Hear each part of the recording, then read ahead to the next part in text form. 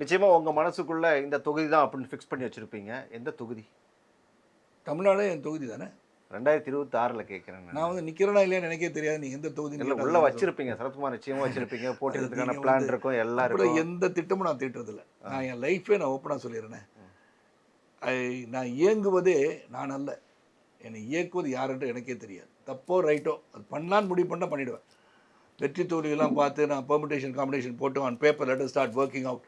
இங்கே என்ன ஸ்ட்ரென்த்து, இங்கே வீக்னஸ்ஸு, இதெல்லாம் அசஸ் பண்ணுவோன்றதுலாம் நான் அந்த மாதிரி நான் என்றைக்குமே போனது கிடையாது. அதே மாதிரி மக்கள் எதை விரும்புகிறார்கள், எதற்காக வாக்களிக்கிறார்கள் என்பதை உணர்ந்து விட்டார்களான்றது எனக்கே தெரில.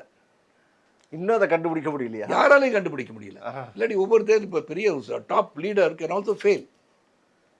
பெருந்தலைவரை தோக்கடித்தது தானே தமிழகம். அப்படி நான் எதுக்கு சொல்லுன்னா, பீப்புள் ஹூ ஹவ் டன் வெல்னா கூட நீங்கள் வந்து தோக்க முடியும். That is what is politics all about. அதுதான் அரசியல் அமைப்பு. அதுதான்.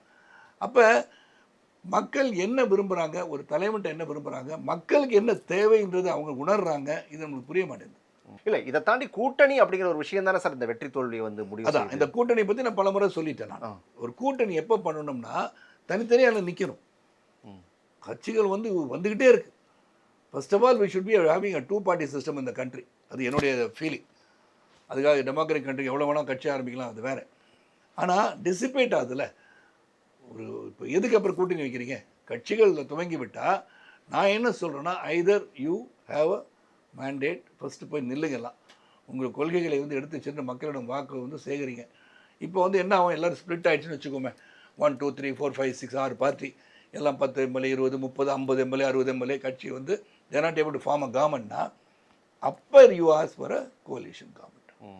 அப்போ நீங்கள் ஒரு 30 இடத்துல ஜெயிச்சிருப்பீங்க, நான் 40 இடத்துல சேர்ந்தேன், 2 பேரும் நீங்கள் சேர்றீங்களா அப்படின்னு கேட்டு சேருவோம் அப்படின்னு இந்த கண்டிஷன்ஸ் நாங்கள் அப்படி இருந்தால், அப்போ maybe we can give better கவர்னன்ஸ்னு நினைத்தவன் நான். அப்படி நான் பல முறை சொல்லியிருக்கேன். அது எங்கேயுமே நடக்கலையே.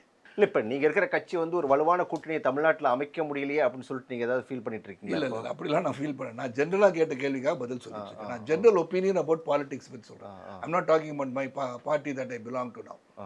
அப்படி நான் வரவே இல்லை. இதுக்கு முன்னாடி நம்ம பார்த்த தேர்தல் அப்படிங்கிறதெல்லாம் வேற. இந்த 2026 நிச்சயமும் வந்து ஒரு வித்தியாசமான தேர்தலாக இருக்கும் அப்படிங்கிறது எல்லாருமே சொல்லிட்டு இருக்காங்க. காரணம் விஜயும் குறிப்பிட்டு சொல்றாங்க. போகிற இடங்கள்லாம் பயங்கர கூட்டம் வருது. ஈரோடு பக்கம் போனாரு, அங்கே கூட நல்ல கூட்டமெல்லாம் பார்க்குறோம். இது ஏதாவது ஒரு தாக்கத்தை உண்டாக்குமா சார் தமிழ்நாட்டு அரசியலில்?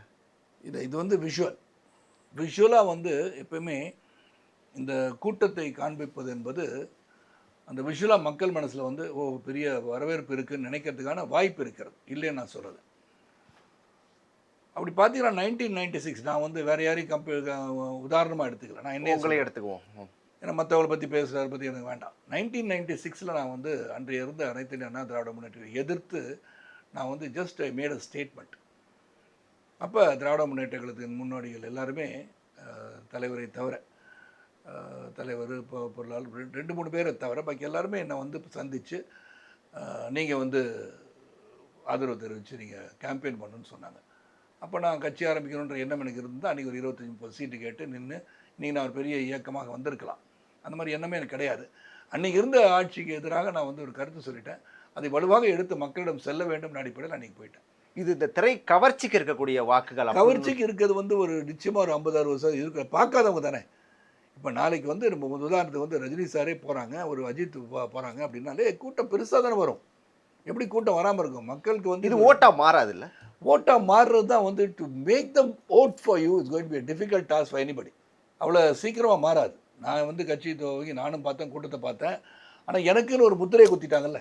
ஒரு மனிதன் நாளை இவன் வந்தால் சிறப்பாக செயல்படுவான் என்ற எண்ணத்தை உருவாக்குவதற்கே வந்து வழி இல்லை. இங்கே உங்கள் மீது வெறியான பக்தன் நிச்சயமாக ஓட்டு போடுவாங்க. எனக்கு தெரிஞ்சு என்னுடைய கணிப்பு about 10% to 11% is what Vijay can கெட்ன்றது என்னுடைய கணிப்பு. இல்லை, ஒரு பக்கம் அங்கே வந்து ஒன்றிய அரசையும் விஜய் அட்டாக் பண்ணுறாரு, இங்கே இருக்கக்கூடிய மாநில அரசையும் அட்டாக் பண்ணுறாரு. ஸோ அது ரெண்டும் அட்டாக் பண்ணுறது அப்படிங்கிறதுனால மக்கள் ஏதாவது வந்து ஒரு மாற்றத்தை விரும்புவாங்க அப்படின்னு நினைக்கலாமா? இல்லை, அப்படின்னா பாஜகவையும் திட்டுறாரு, திமுகவையும் திட்டுறாரு. இல்லை, அரசியல் பண்ண வந்தால் யாராச்சும் திட்டி தானே அவர். அதனால் இன்றைக்கி வந்து இருக்கிற ஆட்சியை அவர் திட்டாமல் அரசியல் எப்படி பண்ண முடியும்?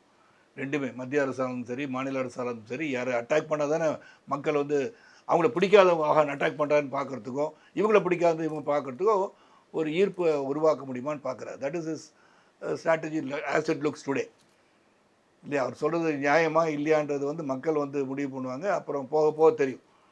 அண்ட் 2வது மக்கள் வாக்களிக்கும் போது ஃபர்ஸ்ட் ஆஃப் ஆல் அவங்க வர கூட்டத்தை பார்க்கும்போது அவங்க ஓட்டுரிமை உள்ளவர் எவ்வளோ பேருன்னு எனக்கு தெரியலையே. மக்களுக்காக இதை நான் புதிதாக செய்ய போகிறேன், மாற்றத்தை உருவாக்க போறேன்றாரு. மாற்றத்தை எல்லாம் நடந்து இந்த மாற்றத்தை உருவாக்குறேன், எல்லாம் தான் மாற்றத்தை உருவாக்கணும்னு சொல்கிறோம். தட் வாட் மாற்றம்? இப்போ நீங்கள் வந்து அன்றைக்கி சொல்லியிருக்காரு விஜய், நீங்கள் வந்து பொருளாதார உயர்வு தந்து தன்னிறைவை கொடுத்து வீடு வாங்க பண்ணுறேன்றார். அது எல்லாரும் அதானே சொல்கிறோம். எல்லாருக்கும் வீடு கொடுக்கணும் தான் நினைக்கிறோம், எல்லாரும் வீடு வாங்கணும் தான் ஆசைப்படுறோம். நான் எல்லாரும் பென்ஸ் காரில் போகணும் தான் நானும் கூட சொல்லிட்டு இருந்தேன். அதுக்கு திட்டம் என்ன? சொன்னதெல்லாம் அட்டாக் பண்ணிகிட்டே பேசிகிட்டு இருக்கீங்க. சொல்கிற இது வந்து ஐபிட்டோன்ற மாதிரி ஒய் ஆர் விட்டோயிங் சொல்ல மாட்டேன்றீங்கல்ல. உடனுக்குடன் செய்திகளை தெரிந்து கொள்ள சன் நியூஸ் பெல் ஐகானை கிளிக் பண்ணுங்க.